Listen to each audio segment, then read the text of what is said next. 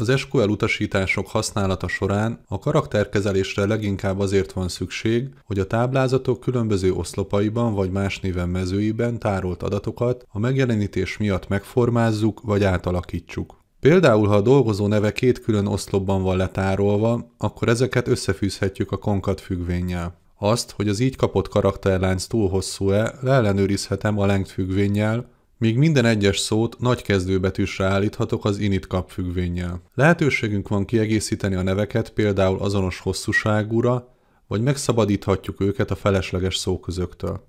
Esetleg megkereshetünk bennük egy adott karaktert az instring függvény segítségével, a substring által pedig a találat helyénél elvégezhetünk egy kimásolást. A replace-szel pedig egyszerűen csak egy megtalált karaktert vagy karaktersorozatot egy másikra cserélhetünk.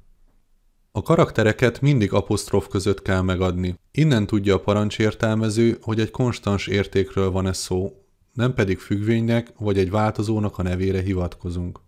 A leggyakoribb művelet a karakterek összefűzése, melyet legegyszerűbben dupla függőleges vonal karakterrel érhetünk el. Nem tudom, van-e ennek a karakternek rendes neve, minden esetre legegyszerűbben az Alt-GR plusz W billentyű kombinációval lehet előcsalni.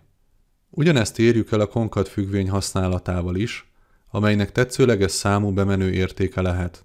Ha éppen egy apostrófot szeretnénk elhelyezni a karakterláncon belül, akkor a megadásnál meg kell duplázzuk azt. Ha csak külön szeretnénk egy karakterlánchoz apostrófot fűzni, akkor 4 apostrófot kell egymás után megadnunk. Ez nem egy szép megoldás, de sajnos más lehetőségünk nincs. A length függvény a karakterlánc hosszát adja meg. Igazából nem sok magyarázatot tudok a használatához hozzáfűzni. Érdekes azonban megfigyelni, hogy a nulla hosszúságú karakterlánc hossza nem nulla, hanem null. Az initCap függvény minden szó első karakterét nagybetűre, a többit pedig kisbetűre változtatja. Az upper függvény a megadott karakterlánc összes betűjét nagybetűssé alakítja. Ha a karakterláncban vannak olyan karakterek, amelyek nem betűk, akkor ezeket figyelmen kívül hagyja. Igaz az a lower függvényre is, amely a megadott karakterlánc összes betűjét kisbetűssé alakítja át. Az lpad, illetve az rpad függvény kitölti a karakterlánc bal, illetve jobb oldalát egy adott karakterkészlettel, ha a karakterlánc értéke nem null.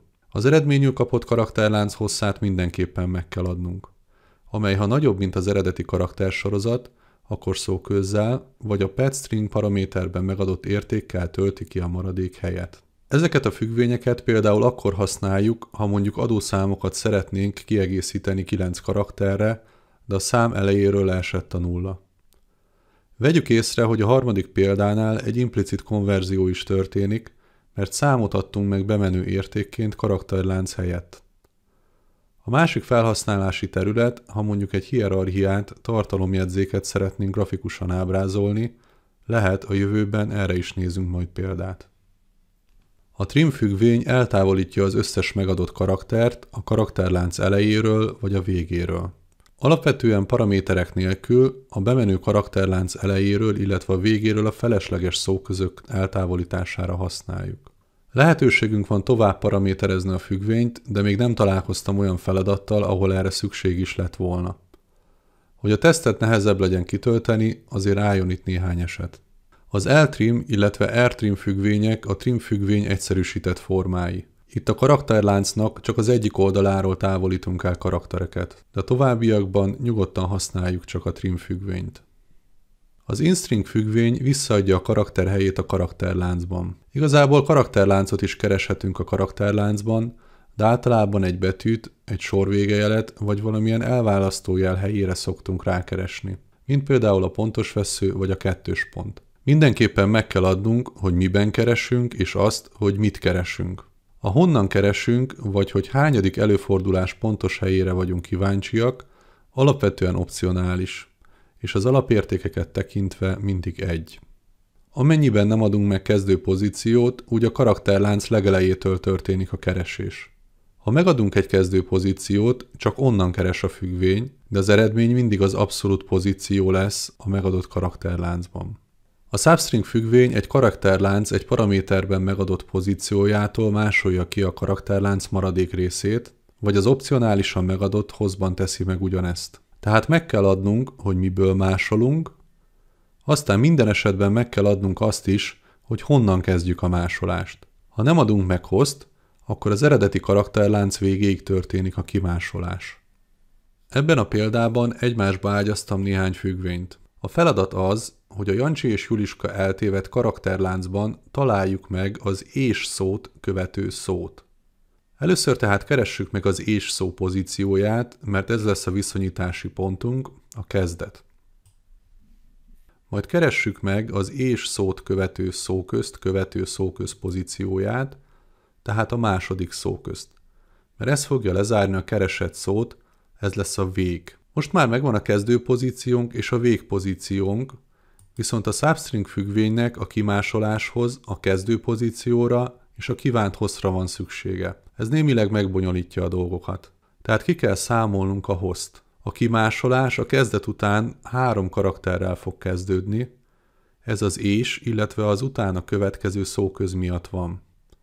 Hiszen az és pozíciója van meg, de nekünk az ést követő szóköz után kell kezdenünk a másolást.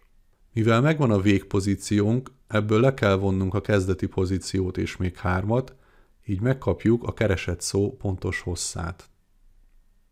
Íme a végeredmény. Bár ez így elég bonyolultnak és értelmetlennek tűnik, de például ha egy mezőben a vezetéknév és a keresztnév nincs külön választva, vagy a címadatokból a helységre van csak szükség, hasonlóan kell eljárnunk. Nyilván ilyenkor a Jancsi és Juliska eltévedt karaktersorozat megadása helyett itt egy mezőnév szerepel, mint bemenő adat. Cserébe ez a megoldás teljesen dinamikus, illetve bármilyen hosszú lehet az ést követő szó is. Tehát a keresett szó Juliska. Persze létezik egyszerűbb megoldás is, de erről majd csak nagyon sokára fog videó készülni. A replace függvény segítségével egy karakterláncban karaktereket vagy akár szavakat is kicserélhetünk. Mindig meg kell adni, hogy mit keresünk, és mi az, amit ki szeretnénk cserélni. Ha nem adjuk meg azt az értéket, hogy mire cserélnénk ki a megtalált karaktersorozatot, akkor a megtalált érték törlődik. Az első példában nem adtam meg a cserélendő szó helyett másikat, míg a másodikban igen. Így végül a történetnek jó vége lett, Jancsi és Juliska végül megkerült. A videóban bemutatott példákat a már jól ismert SQL gyakorló környezetben egy select from dual utasításba ágyazva tudod gyakorolni. Mivel eléggé elhúzódott az SQL karakterkezelő függvényekről szóló rész, ezért nem foglalnám újra össze, melyik függvény mire való. Viszont bátorítok mindenkit arra, hogy próbálgassa ezeknek a függvényeknek az egymásba ágyazását, mivel az adattisztaság mindenhol problémaként merül fel. Különösen probléma ez az Excel táblákban tárolt adatoknál, ahol nagyon gyenge a típus vagy a formátum kikényszerítés. A karakterkezelő függvényeknek a használata elengedhetetlen ahhoz, hogy egy karakteres azonosítót, nevet, címet és hasonlóan rosszul kezelt adatokat feljavítsunk egy strukturált szintre. A következő videóban a dátumkezelő függvényeket vizsgáljuk majd meg.